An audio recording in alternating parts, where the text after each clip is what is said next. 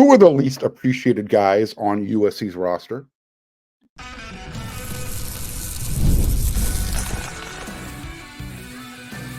You are Locked On Trojans, your daily podcast on the USC Trojans, part of the Locked On Podcast Network, your team every day. Fight on, everyone. I'm your host, Mark Holkin, and thank you for making Locked On USC your first listen every day. Whether you're watching the show on YouTube or wherever you want to download your podcast, the show is always free, and the show always appreciates your support. I got a really special guest coming on the show, and he really deserves your appreciation and your respect as well. Everyone knows the names who are on the roster, the guys who light up the recruiting process. Again, today, special guest, offensive lineman, Kilian O'Connor. There he is. How's it going? There you go. He's one of the guys who does this, I have to assume, because he loves playing the game, because he's not on scholarship, unless he's going to let us know that he is. So that makes him one of the guys who literally, he deserves your respect. He deserves your appreciation. Comes out of Rancho Santa Margarita High School. 3-year starter there, playing center, interior offensive line. In 2021, he was, let me see if I can rattle this off. Cal High Sports All-State second team, All-CIF Division I, Orange County Register first team, All-Trinity League first team, as well as academic All-American. So not only is he big, strong, and good, he also has a high IQ. Now, he came into USC as a freshman, watched and learned. And then last year, all of a sudden, he's playing in 7 games. You know, he was in there versus San Jose State, Nevada, Stanford, Arizona, Notre Dame, Oregon, as well as the Holiday Bowl. Now he's trying to unseat his Swiss Army knife on a Mannheim. Killian, welcome. Thank you. Thank you for having me. Yeah, absolutely. Talk about how you ended up at USC. What was your recruiting process like? Yeah, my recruiting process was an interesting one. There was a lot of highs and lows. It wasn't off to the start I wanted it to be, and it picked up a little bit after my junior year, but then once COVID hit and everything, it kind of a lot of it shut down a little bit, and luckily I was able to get connected with the coaches, and they gave me the opportunity to walk on here, and I talked to my parents, and they wanted me to play at the highest level that I could because they know that that's what I wanted, and they knew that that I could do it, and it's been great ever since. What was part of that process though? Because again, coming to USC, it's one of the most difficult places to play. The academic standards obviously are up there as well, and it's not, let's be honest, not inexpensive. So was there that line in the sand? You said, you know what? All right, I have to make a decision. Do I want to do this, or do I want to go someplace where I could probably play sooner and maybe have some, I don't know, financial assistance as well? Yeah, there's some smaller schools, a lot of Ivy Leagues. Ivy Leagues also don't get scholarships, but some smaller schools like Cal Poly and Montana who were interested in everything. But I knew that I wanted to play at the highest level I could, and I knew it wasn't going to be easy, and it hasn't been an easy road so far. But and another part of it being being from Orange County, it's an hour away. It's a huge plus to be able to see my family more often than I would have anywhere else. Awesome. No, completely understandable. So now you're on the roster. What goes into the life? Walk us through a day in the life of Killian. People tend to forget that you guys have the same obligations and standards of accountability that everybody who's on scholarship has. So walk us through that. What goes on in your day?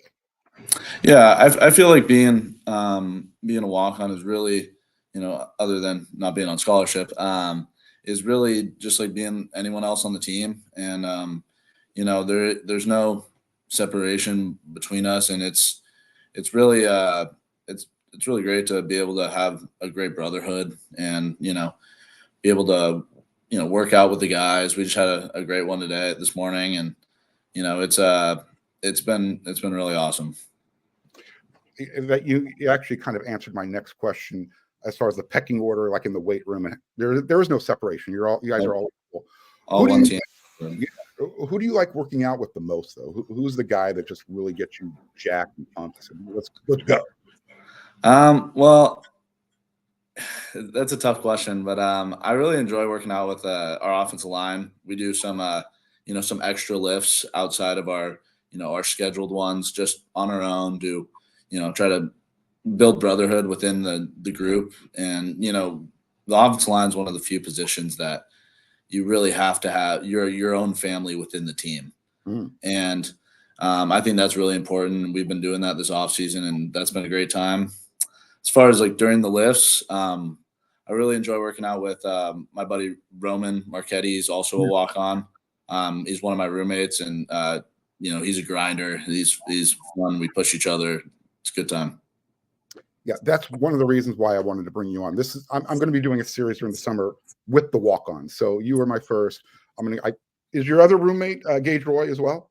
Yes. Yeah. I live with Gage Roy, Garrett Pomerantz, Roman Marchetti, and Miller. All right. So yeah, we'll see if we can get Miller on, but we're gonna get all the special guys on first. Awesome. Speaking of the workouts, how many calories are they shoving down your throat every day?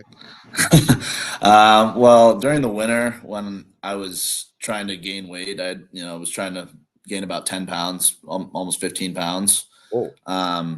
I was eating probably close to, it was between 6,000 and 7,000 calories a day.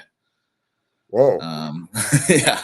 So that was a challenge, but it was, I'm glad I did it. And, in spring I found it really helpful to play at a heavier weight. Where are you at right now? About 295.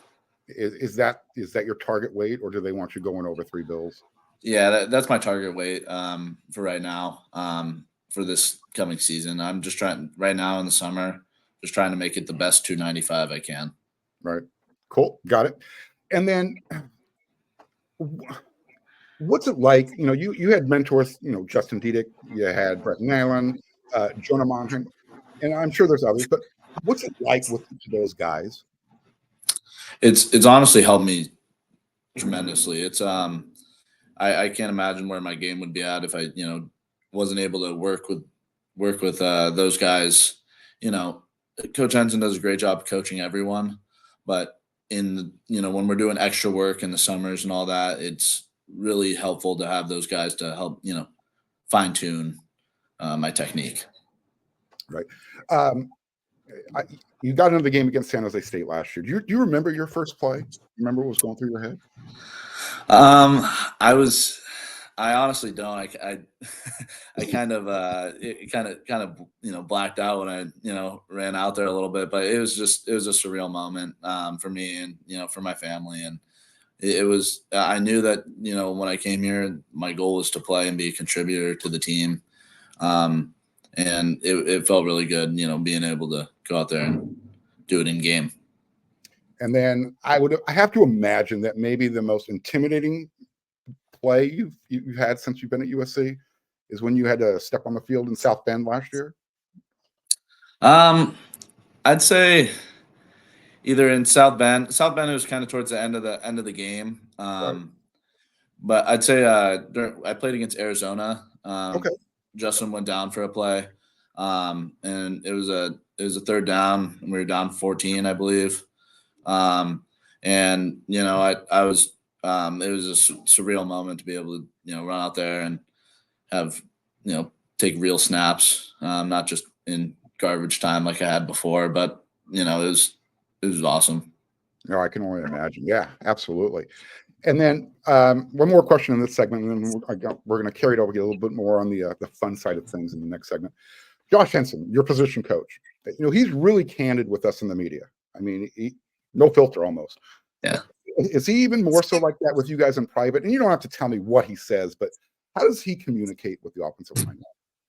Yeah, I think he does a great job of being, fair to everyone and also honest. I think that in this business, a lot of coaches, you know, they tend to, not necessarily tell the truth, but withhold some. But he's very candid with us, and it's really it's good for all of us to learn and grow, even when it's not the easiest thing to hear. But even more so in those moments, that's when you can really grow. Are there times where you're just sitting there thinking, don't call my name, don't call my name, don't call my name. Not too much. He keeps the meetings lighthearted, and he does a good job of you know having fun and also being serious when we need to. Understood. Absolutely. All right, let me take care of a little business here real quick.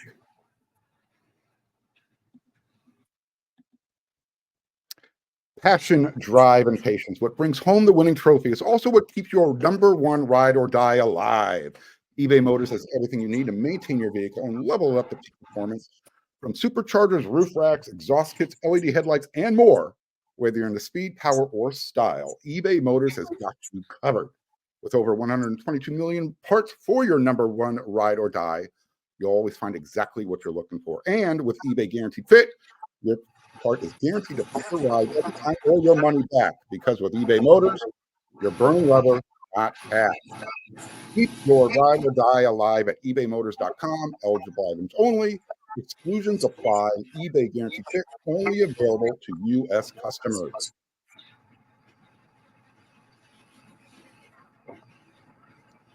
All right. Then I had to get that little bit of business out of the way.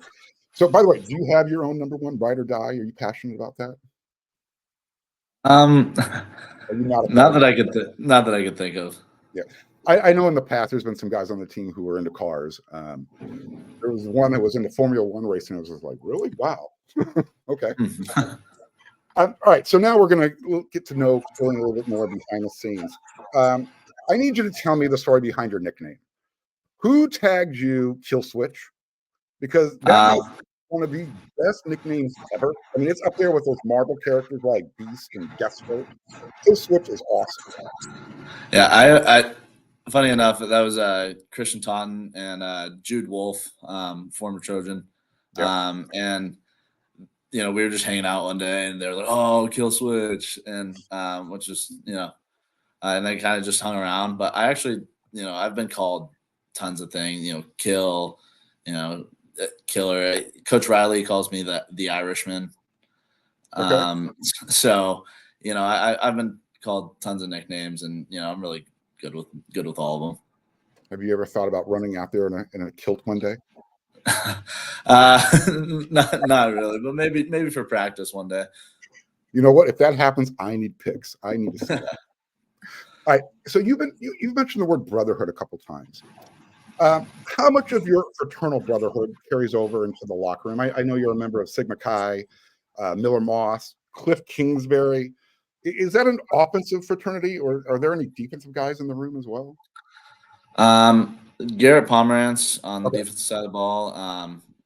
Braden Shepard, another walk-on, is on the defense side of the ball. We Fabian Ross, he transferred, but he was a SIG. Okay. It's good. It's just a good way to kind of have something outside of football. Meet new people and connect, and it's brought me closer to a lot of the guys who are on the team, and also in the fraternity, and also with people who I never would have met without it. Is there a lot of crossover though between the two? Because obviously there's a little bit more, and I'll use it, testosterone in a locker room compared to what happens in a fraternity. Although we'll keep those stories set aside. Yeah, there is. I think you see that crossover with any friendships in life, and I think football is such a great base for meeting people and creating friendships and bonds. Absolutely, absolutely. Now, which defensive line guy in practice makes you just take that extra deep breath the most? And then you have to say to yourself, all right, here we go again. I need to bring it. Which one of those guys on the other side of the ball is just pushing you the hardest? Yeah, I'd say Bear is just he's he's a great player. He makes me, got to be about as good as I can be, close to perfect with my technique. And, it's made me such a better player being able to go against guys like him.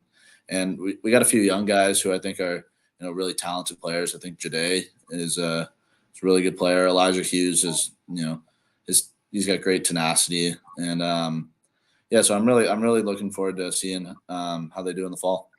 Yeah, we all are, actually. All right, so I'm going to give you some rapid fire questions here. It's basically one-word answers. I want you to have some fun with this. So here we go. All Ready? Rams or Chargers? Rams. Okay. Lakers or Clippers? Clippers, I guess. I'm a Suns fan. Oh, okay. Is there a story behind that one? Not really. When I was a freshman, they were 1-15 to start the year. Oh. And me and my older brother were like, you can't be a bandwagon if they're the worst team in the league. Because we didn't have a basketball team. So we just kind of picked them and ran with it. I love that. I love people who support the underdog. That's great. All right. Dodgers or Angels? Angels, die hard. You're an orange kind of guy. Let's find out for sure now. Go Kings Go or the Mighty Quacks? I'd say the Ducks for sure. All right. Well, we'll work on that. All right. So next, favorite place to eat? I'd say In-N-Out just because it's always consistent.